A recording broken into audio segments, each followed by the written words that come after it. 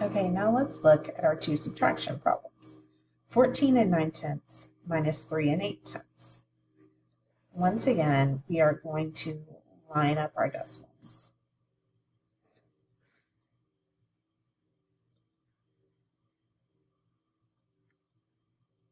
And then subtract.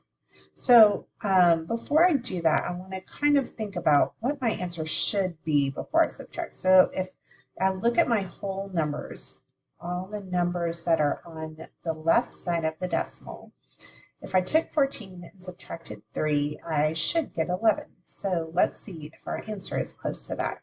9 minus 8 is 1. Bring down my decimal. 4 minus 3 is 1. Bring down the 1. So yes, my answer is 11 and 1/10, very close to 11.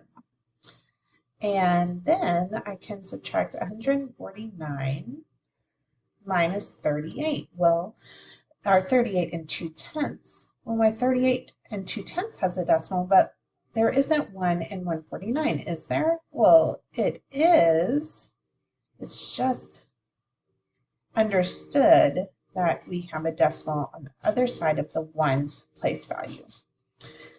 So let's go ahead and line up our decimals.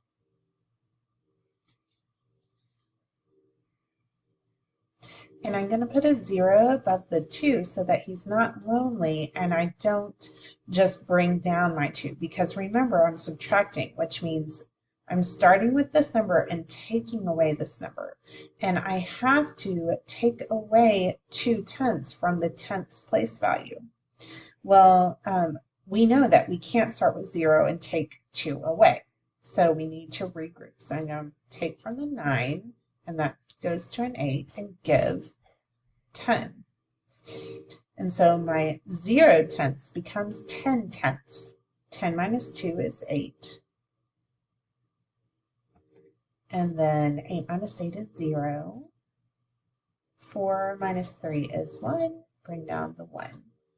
So my answer is 110 and 8/10.